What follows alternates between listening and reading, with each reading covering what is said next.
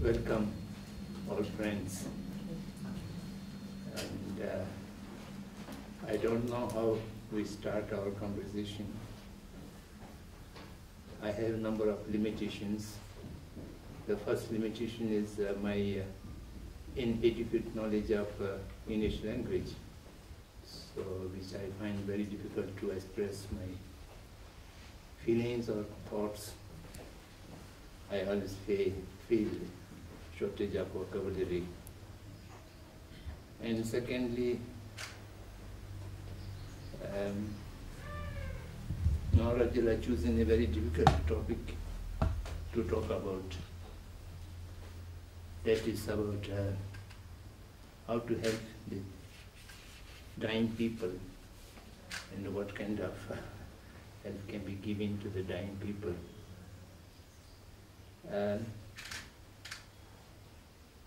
The death is one thing no one has direct experience.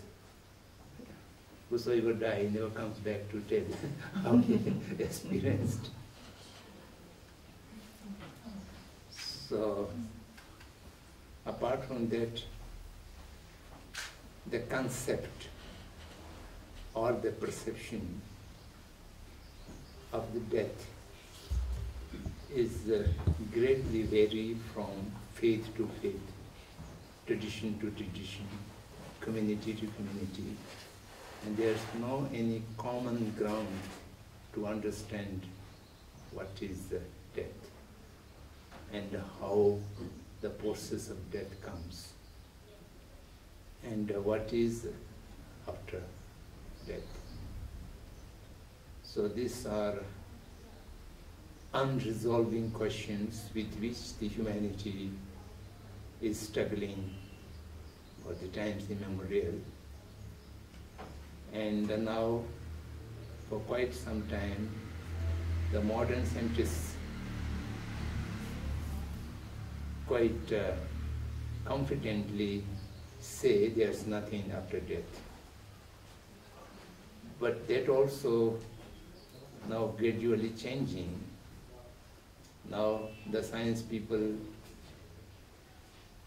the top level scientists are not willing to say there's nothing after death.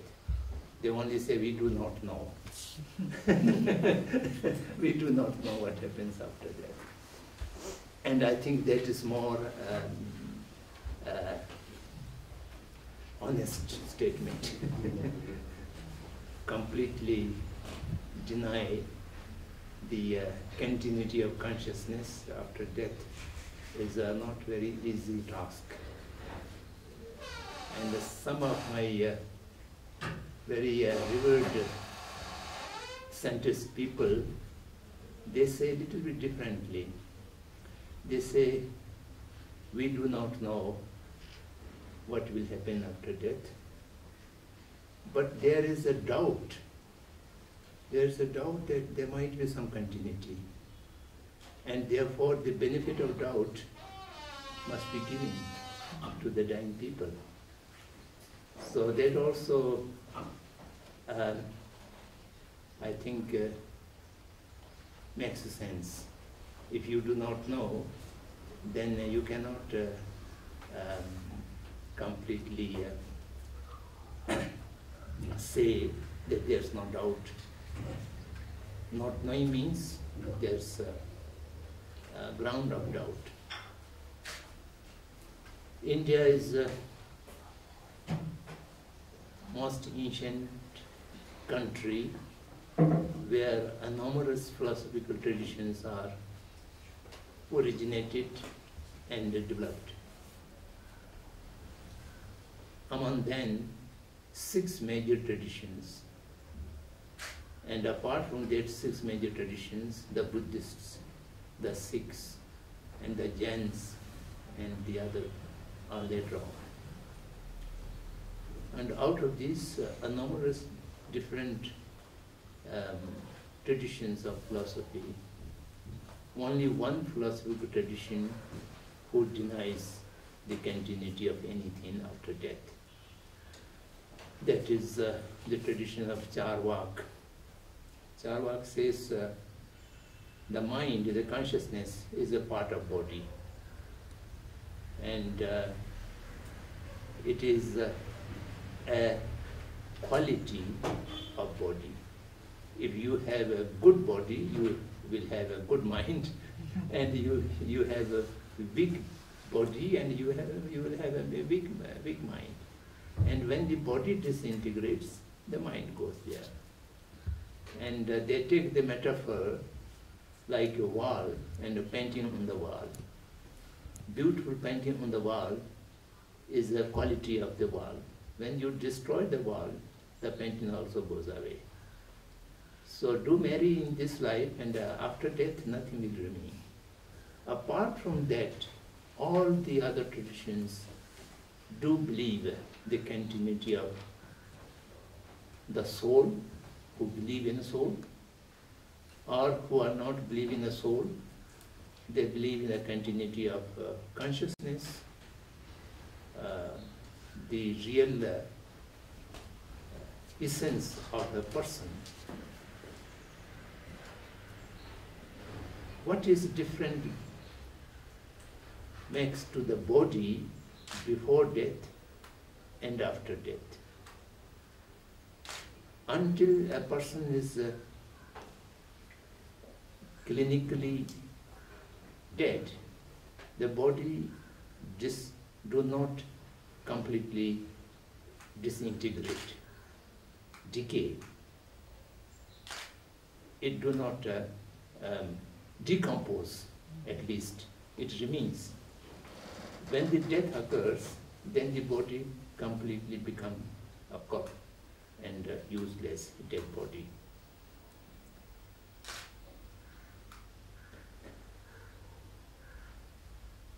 So the question is, how this two different state of thing which happens to a body.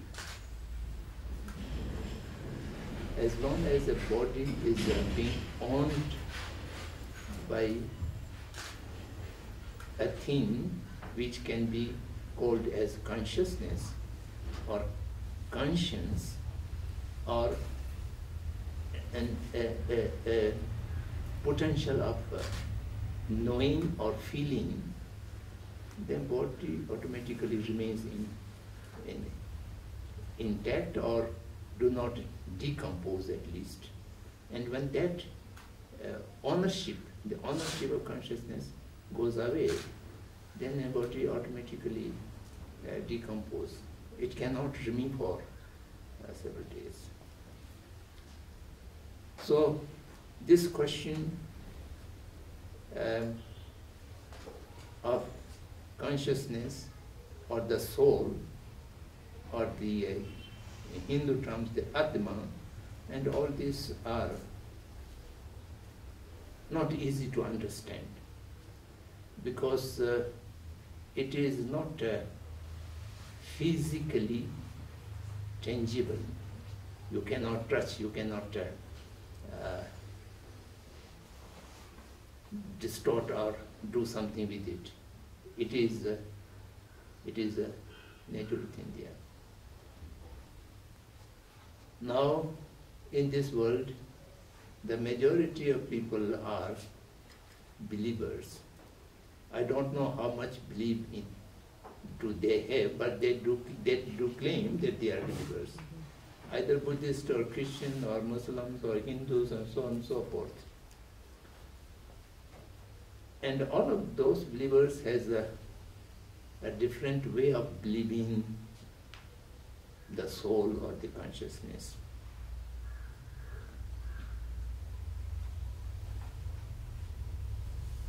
Most of the Christian tradition, I was told that the soul is the finest creation of the Almighty, and then after the disintegration of the body, it will remain either in good realm, in the heaven, or in the hell.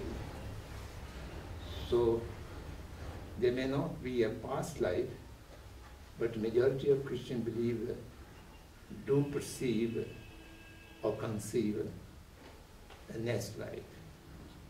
And the next life may be in the heaven or in the hell.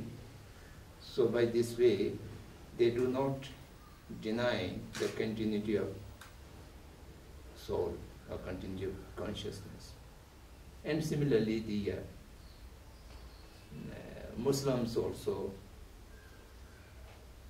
they do not talk about past life, but they talk about the future life, and their concept is a day of judgment, and during which everybody comes up, and then there will be a judgment from the Almighty.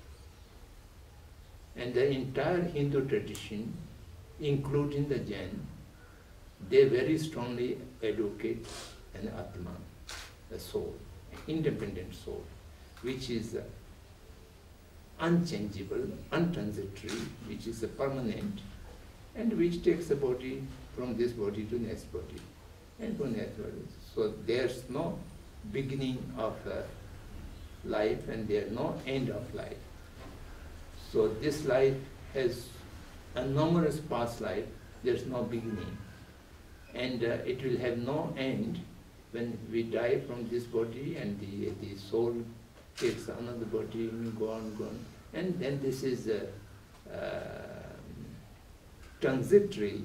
From good realm they can reborn in the bad realm, from bad realm they can reborn in the good realm, so on and so forth. Buddhists neither believe in a soul nor in Atma as that similar that of Christianity or Hindu traditions. We only believe a consciousness, a stream of consciousness.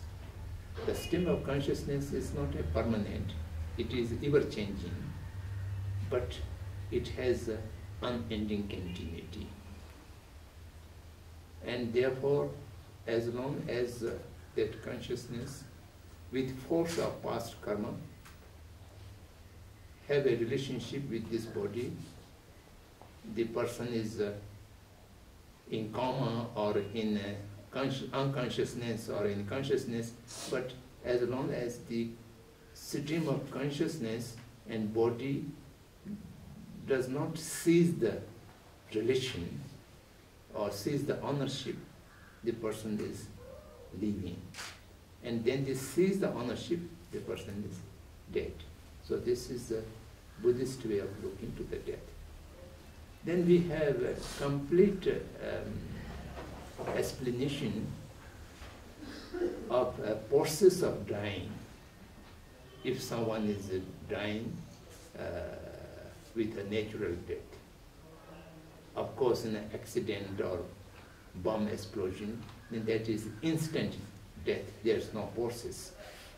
And without process, then death comes.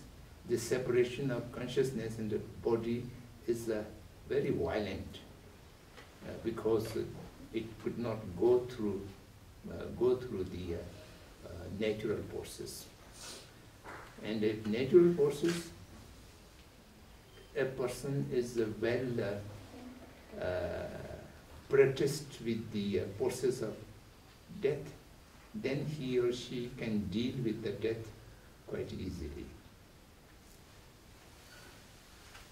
So these are, I'm beating the bush around. I do not know what kind of dying and death you are perceiving and you are dealing with. Excuse me.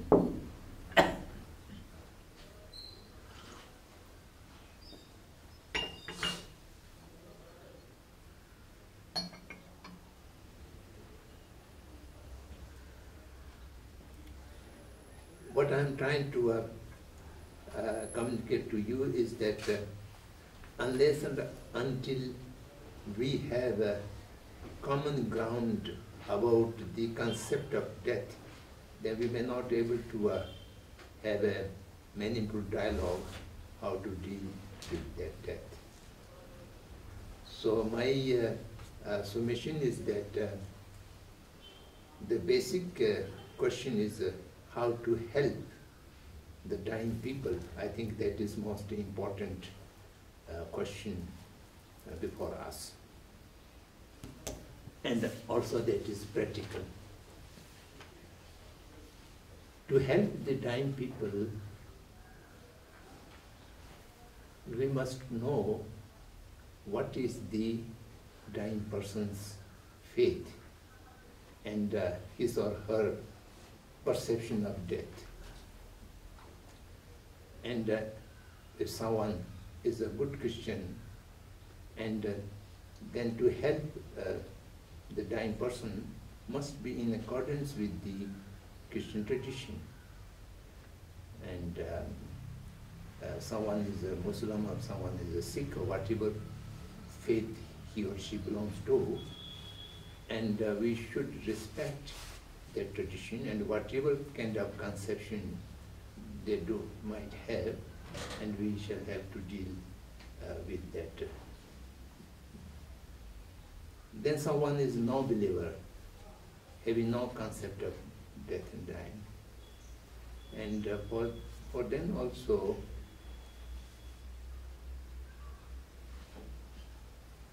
there are few things which we must have sensitive to the dying people.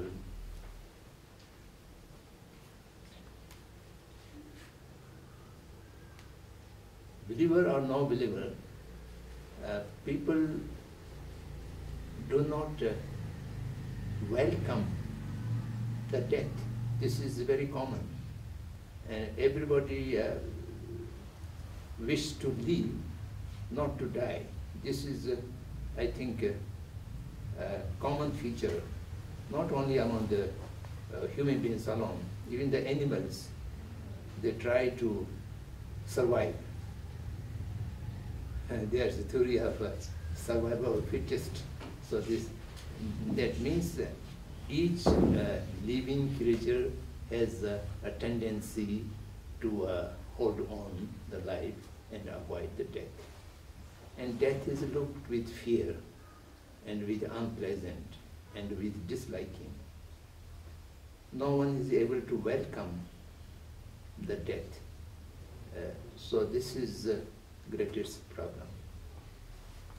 Lama Tsongkhapa said in his rambling commentary that every wild or stupid people, everybody knows one day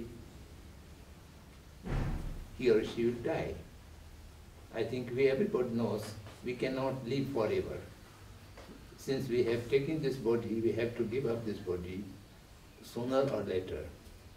But even the diseased people who are going to die next few minutes, that person also thinks, I'm not going to die now. I may live till tomorrow or till day after tomorrow or till this afternoon. Even very serious patient in an ICU, they still have a kind of feeling that I'm living a bit longer and bit longer. So that is the sign that we do not wish to embrace the death willingly. And at the same time, there is a fear of losing the body, of fear of losing the life, fear of losing the positions, and fear of losing the relationship with the husband, wife, children, parents, whosoever it may be, the dear and nears going to be lost. This kind of fear is always there. So, therefore, then at the same time, to come to the end of this body, the body feels great deal of pain and discomfort. That is another problem for the dying people. Body discomfort and emotional fear and attachment makes the dying people absolutely uncomfortable, fearful. So to help those dying people, I think in the modern medical science has a lot of facilities to reduce pain, or perhaps not reduce pain, but to not experience the pain. So these are good for helping the dying people. That there might be pain, but that pain does not acknowledged by the brain.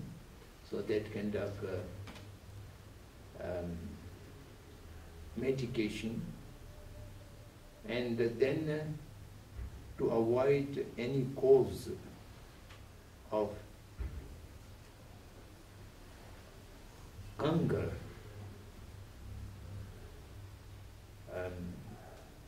discontentment, fear, while a person is transiting from life to death.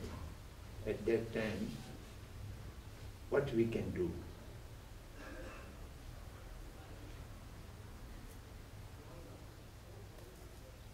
Not make any annoying sound around there, not try anything which is disliked by the dying people, or not saying any word if he or she is able to hurt, which is going to hurt to the dying people. And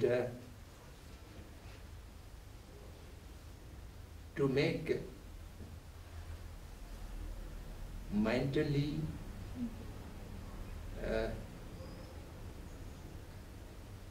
transit from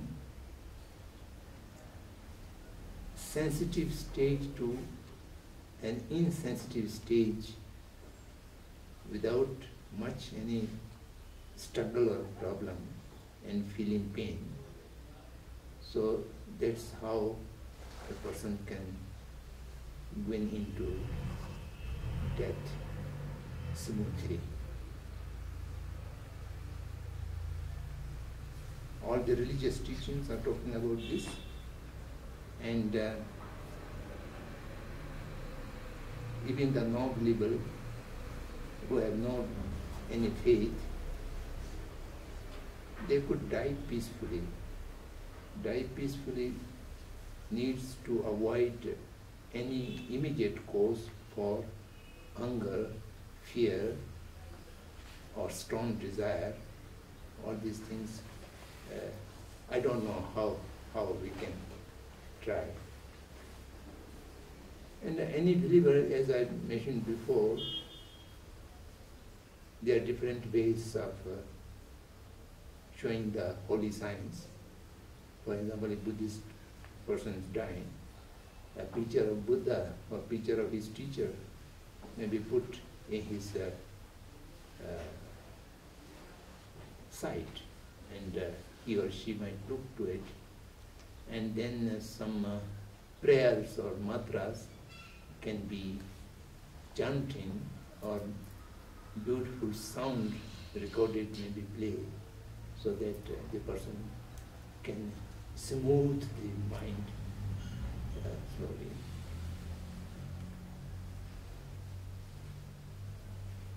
I don't know how far it is scientific, but I personally do believe this, that a transition period from life to death, it may be about half an hour to hour, depending to the individual. At that period, not disturbing the body is also helpful. But in these days, you keep the body on the life support instruments, then it's difficult to leave the body undisturbed. Because at the time of transition, time of death,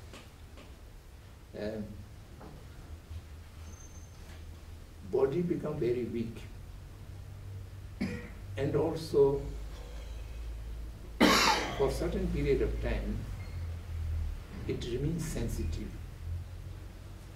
When it is very near to death, then the sensation in the body goes away. As long as the body is sensitive and there's touch or there's some movement on the body which distracts the entire patient's attention. And that distraction of attention is again disturbing the smooth transition of the consciousness, or smooth entering into the death.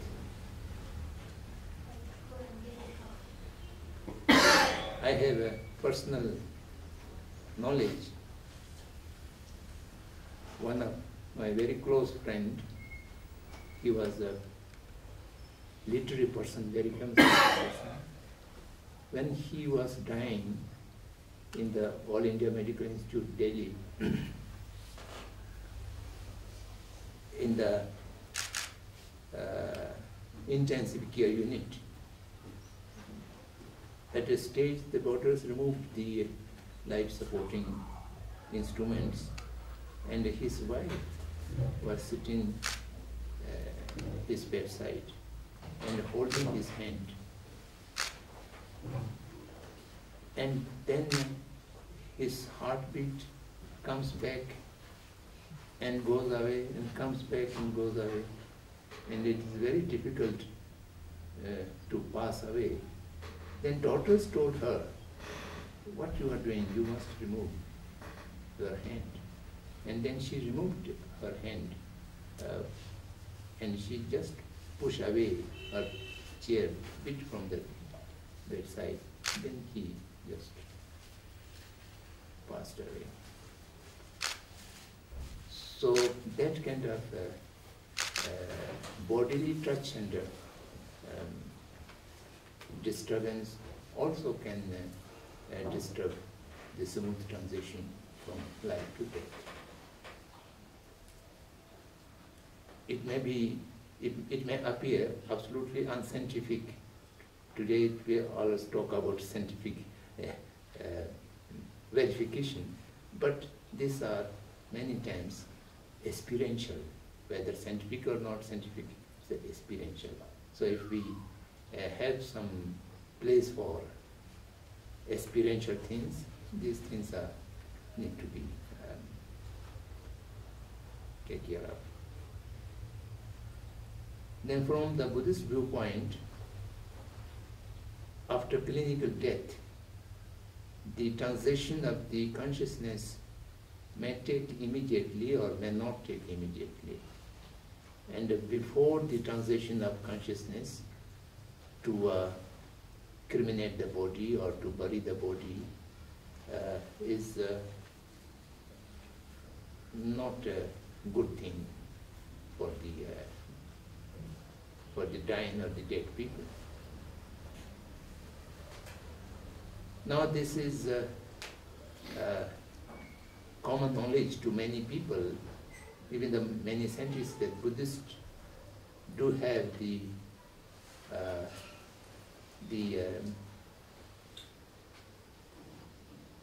concept of dead meditation, dead samadhi, and who remains in the body for many days, although clinically completely dead. No breath, no heartbeat, no brain waves. The Mind and Life Institute people are now experimenting those kind of death samadhis. And they have a lot of instruments are lying in the Delhi hospital, and they go around, some important Lama pass away and he remains in the death samadhi. Then they put the instruments, and we do not know what result they have found out. They do it. This is now scientifically undeniable. As long as the person is in death meditation, the body remains intact, as like a live person. My root teacher, Samdhong Rinpoche, he passed away in the house of Kesanhishi in Dharamsala. And he remained in that death samadhi for 13 days. And I was able to see him in that body on the 11th day. He passed away 11 days before, and when I come to see his body, it was just like he was alive. Absolutely clear face, and only thing is not breathing, no heartbeat, otherwise it's completely living body. And thereafter, only year before, last year, one of my senior colleagues from my monastery, who became the head of the Gulubaset Gadanchiva, he remained 21 days. And during that 21 days, from Hubli and from Mysore, many medical doctors come and they examined that body. And they declared that 21 days before, but he remained 21 days in death samadhi.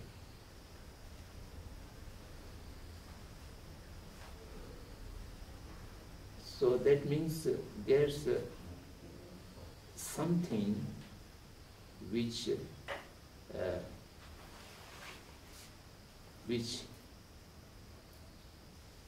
what I should say, which gives up the physical body on its own will and turns it out. So therefore, as I mentioned before, we must give the benefit of doubt to every dying people, whether someone is a believer or not believer, to respect there's something inside that body and it is going to transit. And for that, we should give all kind of facility and all kind of congenial environment for that transition.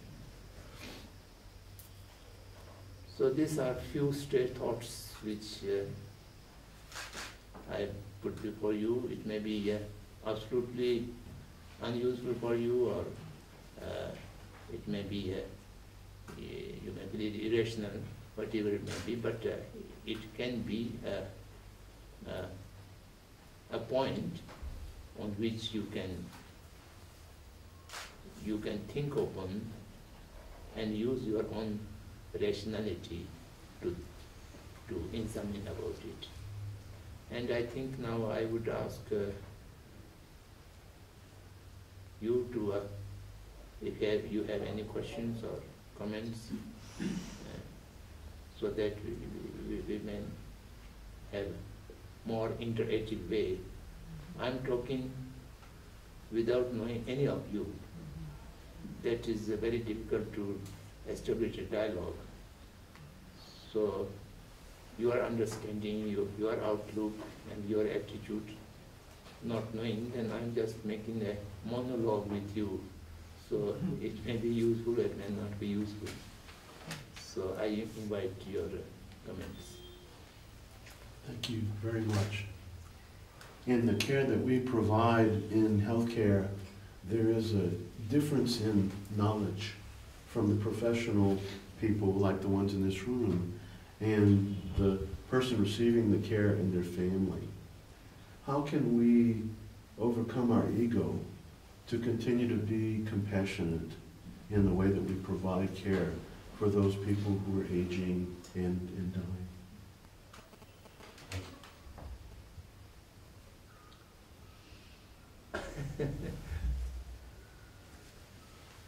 It's a very big question. I had help with it from a friend. We shall have to jointly find the answer for prolonged research and examination. I can't say anything. But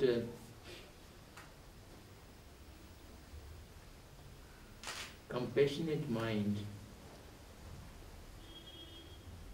is absolutely necessary and indispensable for every meaningful care to anyone. This I can say with definitely. A mother to care her child, it's all outborn of compassion.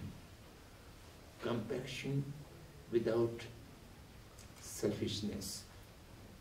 After some time, then the compassion can be contaminated by selfishness and self-desire. But the natural born compassion is there. A teacher take care of student, an elder to take care of the younger generation, a younger generation to take care of the dying and old age people. All this without compassion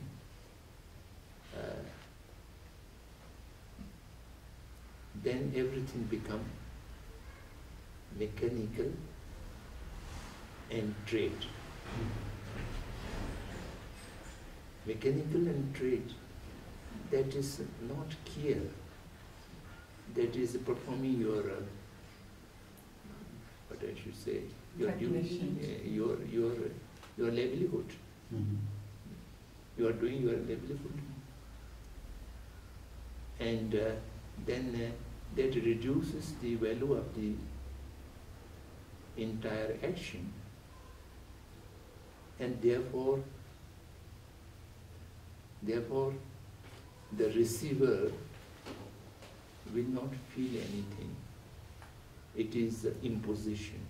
Mhm. If a person very weak, lying on the bed, unable to put the blanket on his or her body, and if somebody compassionately put the sheet on that, not only putting the sheet, but that gesture, that action gives a kind of satisfaction and a sense of security in the weak person's mind. And you are on the round and it's your duty, you just put it like this. And the action is the same, but the receiver will feel the difference, definitely. So now the question, how to create the compassionate mind? That is a big question. And first of all, I would say, everyone, all sentient beings, not only the human beings, all living creatures, they do have the seed, the potential of compassion. Everyone. So therefore you can cultivate it. You can give a boasting to evolve in it. So the cultivation is absolutely necessary. His Holiness the 14th Dalai Lama is talking about secular ethics or ethics beyond religion. And he also talking about the universal responsibility with compassionate mind.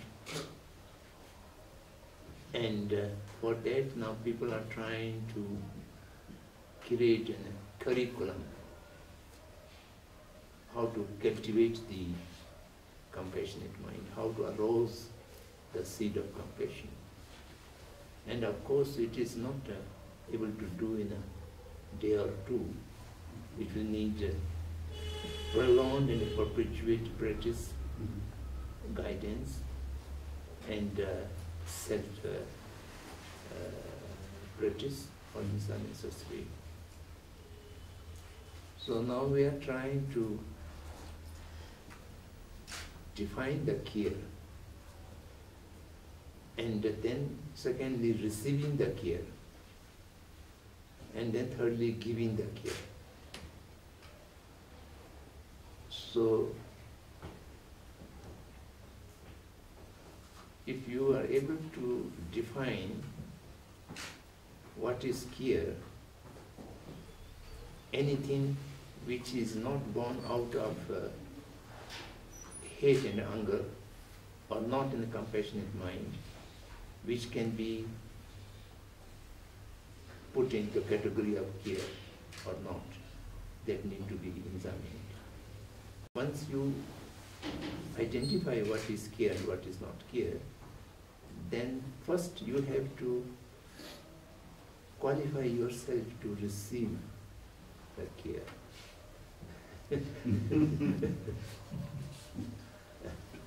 The real care cannot be purchased by dollar or by rupee. We can employ very professional nurses to take care of you by paying money, but that nurse does not have any compassionate mind. That compassionate mind you cannot purchase. So for that, what we are talking about receiving care, that means if the receiver does not have any seed of care, then expect and compassionate care from the giver is also not justifiable. So therefore, to practice how to receive care, and then you know the care, you know the how to receive the care, then you will be able to make yourself to give the care to others. And that is out of compassionate mind. Compassionate mind is very difficult to cultivate because compassion demands equality, a sense of equality of all the being created. And that is possible but not easy. You need it years and years of practice and cultivation.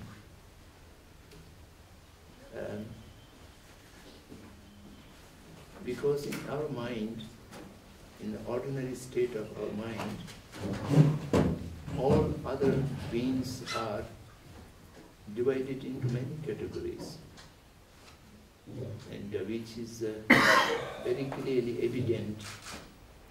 For example, I listen to a radio news or I read a newspaper, and they are all tragic news. 20 people died and 30 people died. I feel nothing. It's just news. 20 is a number, and then the death, some 20. If that news is somewhere around in Dharamsala, then my mind reacts a bit different. Or somebody, my relatives or my friends might be involved in it. Or that news carries a name of your very close friend, then your reaction is completely different. But the news of death is the same. And the dying was a person that was also same. But our reaction to this is entirely different. So how we shall able to cultivate in mind which has a equal behavior, equal feeling to all living creature. And that is the foundation of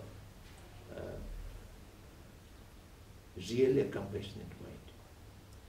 But this I do not deny, the personal compassion to any particular person, that is also very good, but that is not enough. That shall have to be enlarged up to the stage of universality, and it is possible.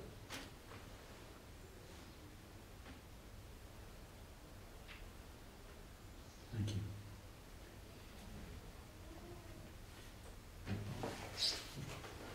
Your Excellency, what might, first of all, it seems clear to many of us as we listen to people speak and teach to us that there should be more time, especially in the West, given to that body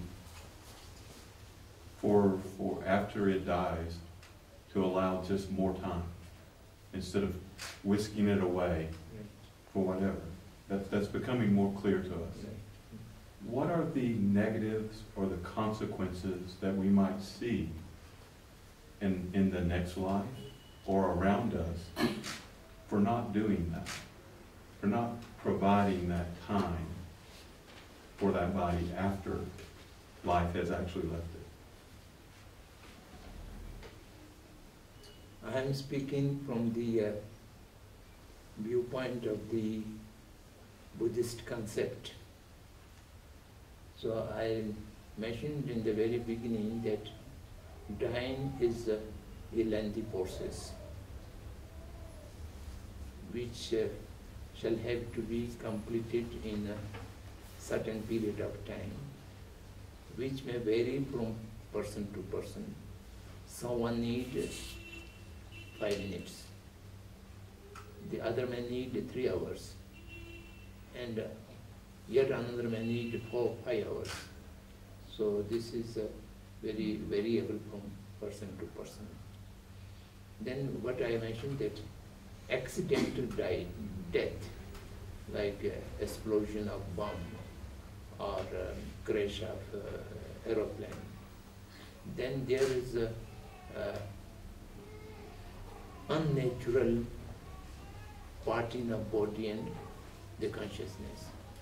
And this unnatural parting gives the shock, unbearable shock to the consciousness, the stream of consciousness. Due to that shock, it will find it great difficult to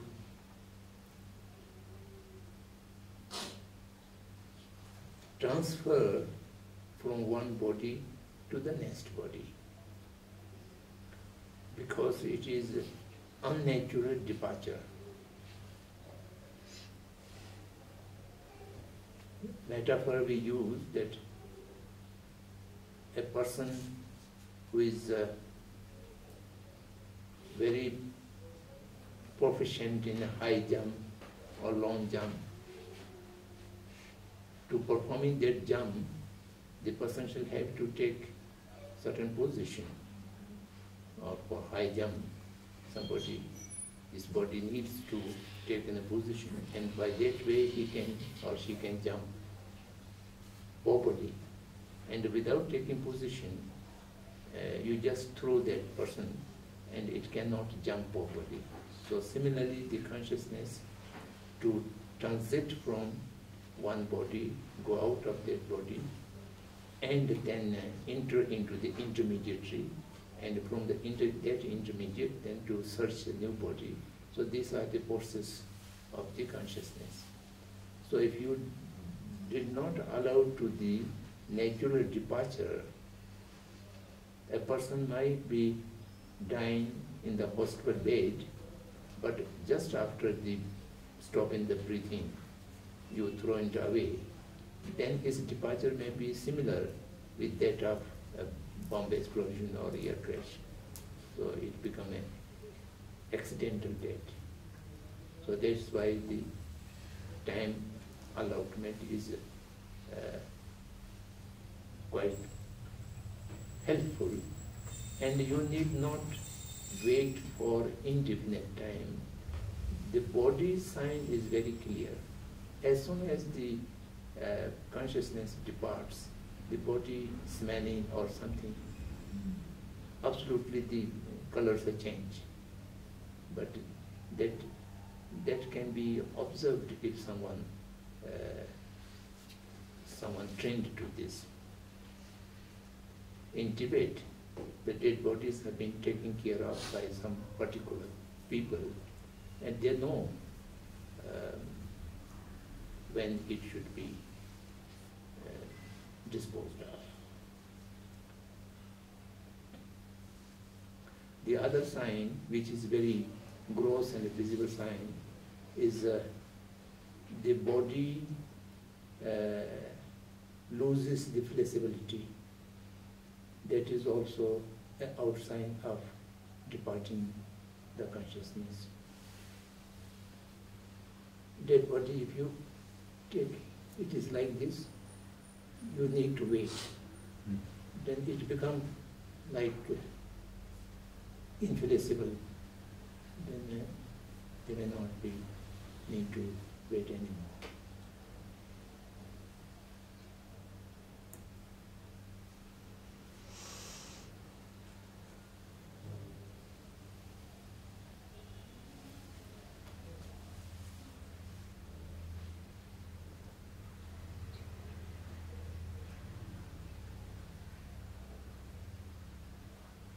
So, sir, we treat clients and work with people who are not actively dying and not there to care for their dying moment, some other illness or some other problem. And then we would go away and not be with them at their time of dying. What are ways that we can prepare ourselves or help treat them or care for them that might help them later when they do face dying? What ways can we show compassion earlier in their lives that might help them later when we can't be there?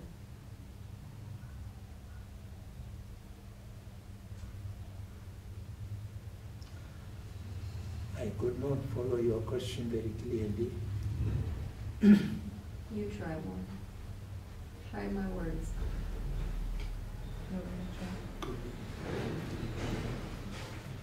I think what she's saying is sometimes we're not going to be taking care of the person at their time When of death. actually the person is dying. So what can we teach them earlier on about their own process of dying that might ease that process for them, or teach, make them more peaceful at that moment?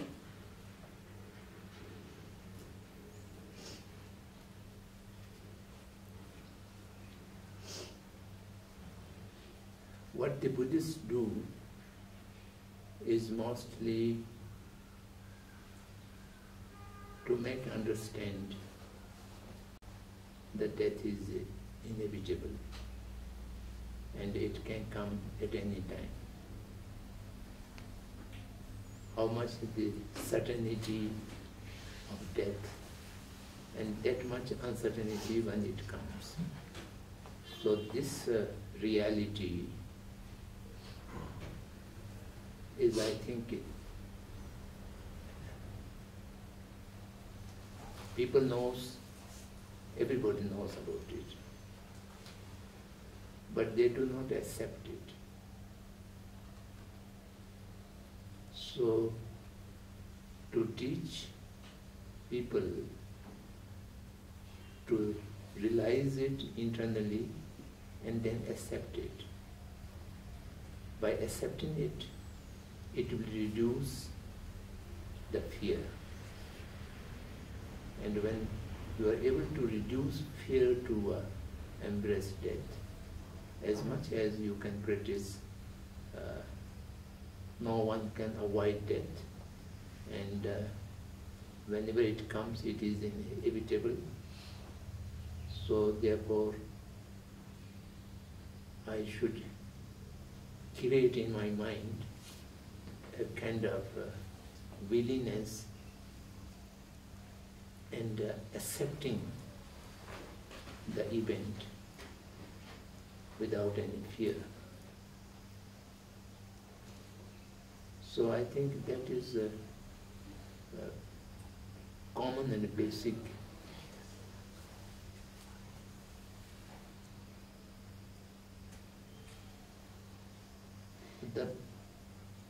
The fundamental thing is to have a peaceful death. We always call peaceful death. Peaceful death means the dying mind is not under tremendous pressure. To remove the pressure from the dying mind helps to have a peaceful death. So that, for example,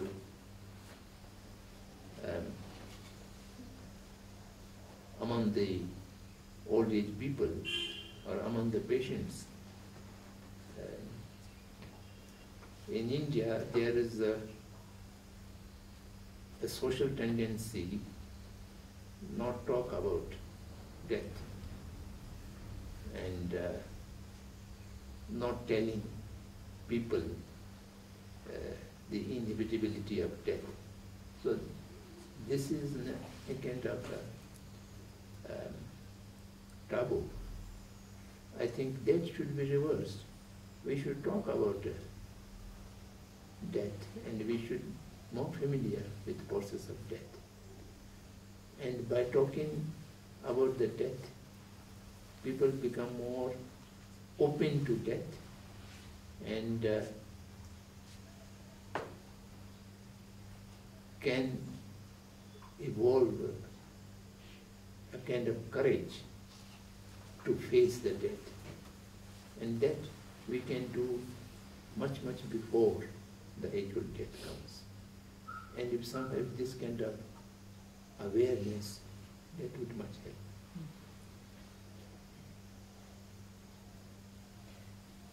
So if someone learns to meditate, and they've been meditating for many years, I've wondered if that helps the process because you are in some ways separating from mind and becoming more in a place of awareness, so that does that make the process of transition more easier? Yes, for the practitioners, there's a lot of process of practicing the death, but that cannot be applied to everyone. Who are not practitioner cannot become a practitioner, and who are not believer cannot become a believer. Otherwise, for Buddhist people who are practicing the Tantrayana,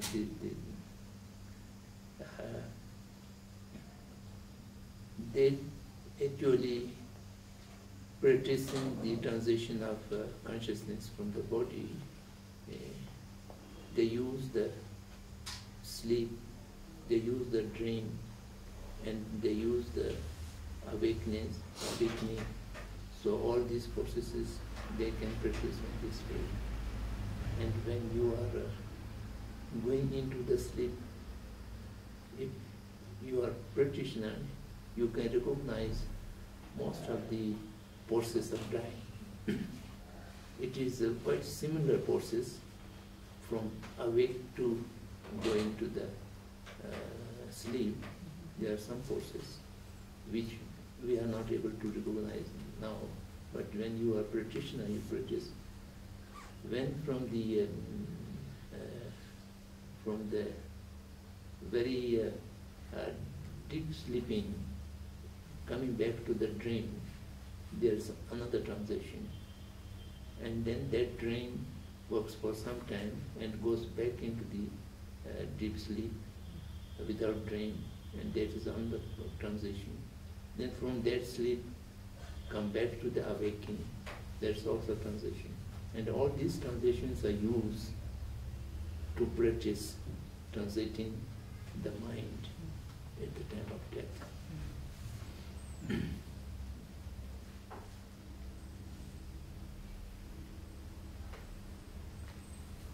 I think our time is up.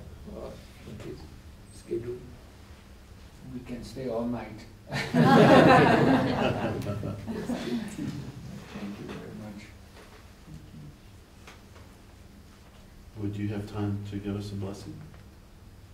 Pardon? Oh, That formality is not necessary. it's not.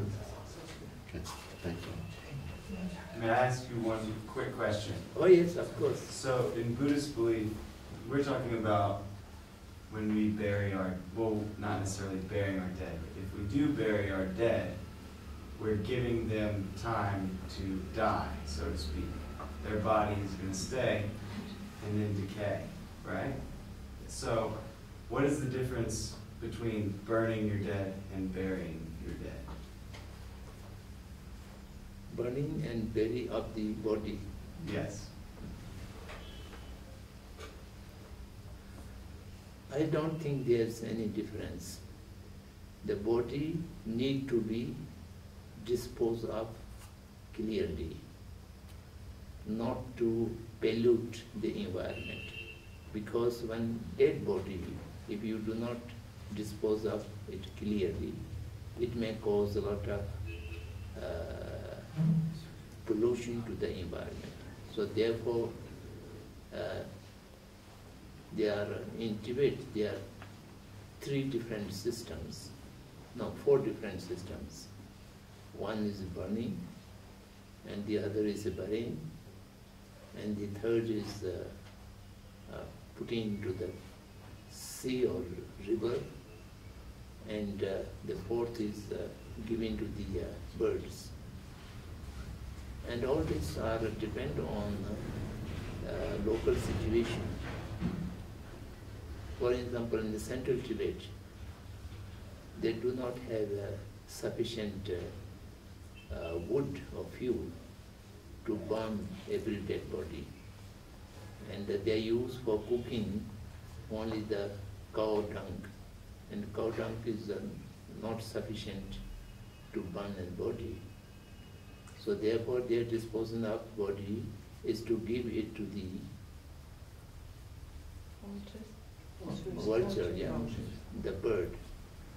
And all the body disposal places, hundreds of birds are permanently residing there. And this is completely clear, not a drop, not a small piece of bone will remain, completely disposed of by the birds. And it is a technique how to cut and how to make the bones in pieces. And in my village, not only my village, in my area, Kham area, they do not allow burn the body during certain period of season. And therefore they have to bury under the earth. And again that period goes away, and then people are allowed to burn. Then again they take it out. And certain places they permanently buried. And permanently buried is also good thing because it is very quite deep, and they put lot of earth on it, and it doesn't disturb the environment. And burning is of course very clean thing, and everybody consumes by the fire.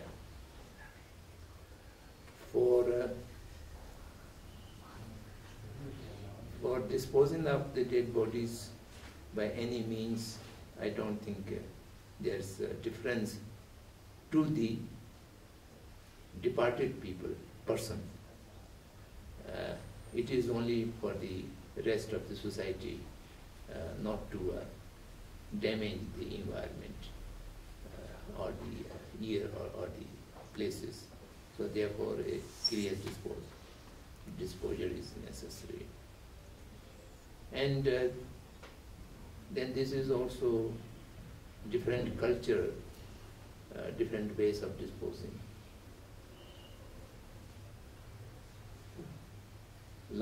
Lately, we used to oppose the way disposing body in the rivers and in the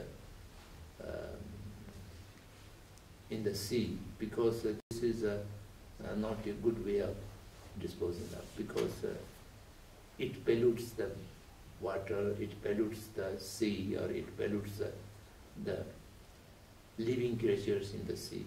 It may eat up by the fish and other things, but that not dispose of everything. It is a cause of pollution. Otherwise, bury, pauper bury,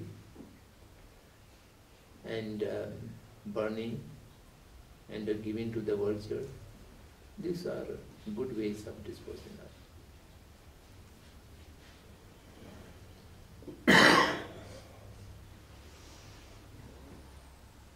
I have one more question. Yes, please, please. Okay. You are the youngest, I can think. You should ask more questions. So, if you were to tell a child in simple terms who is fearful of death, what would you tell them in order to relieve their fear? In very simple terms as to not confuse them.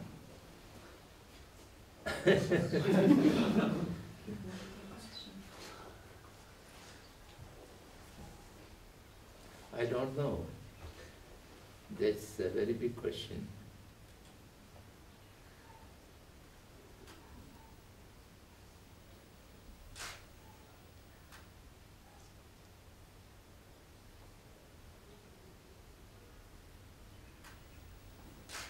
I do not believe that there is a blanket answer to this question. Not only a child, even the elderly people or a young, each one has a different attitude, different way of thinking, and a different way of liking, disliking, different ways of rationality. So therefore,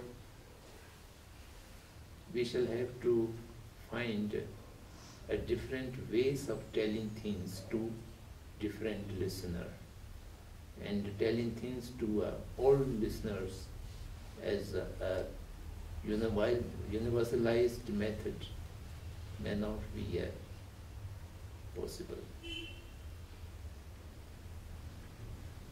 And commonly for a child mind should not be considered, as we do mistake at many times. We do think that the child's mind is irrational. And even the small child, they do have their own rationality. And according to their own rationality, we shall have to deal with them. And telling the death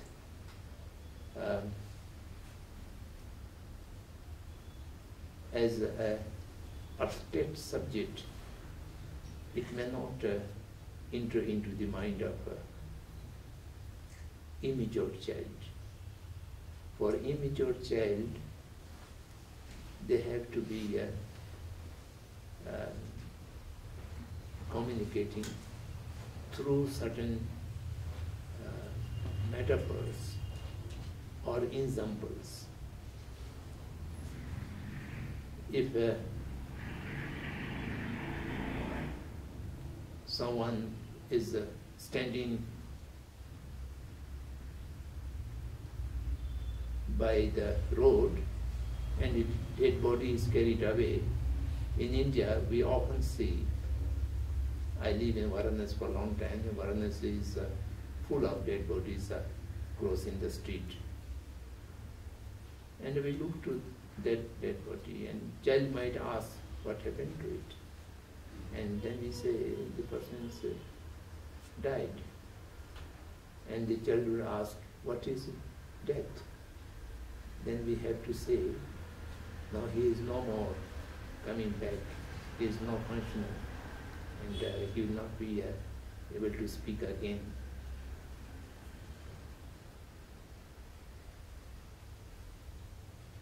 If you look the conversation between Siddhartha means the young age of Gautam Buddha, the Mahatma Buddha, and the Siddhartha was just taking a round in the street on the chariot, and he saw the dead body and the old people and diseased people, that story you might have heard about. And his question to his chariot driver was, when he told this is a dead body and he is no more, then the Siddhartha's question was, does death comes to some selected one, or it comes to everyone? Then the Charitable's reply was, whosoever have born in this body, and the death sooner or later definitely come to everyone. It is completely universal. And that changed the mind of Siddhartha, because the communicator and the listener both were tuned in a similar wavelength, and that is how to communicate. So therefore, to telling a child, we shall have to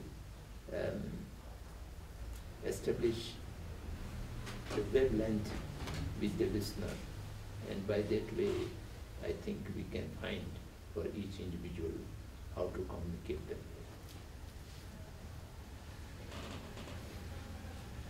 Okay. Thank you. Thank you.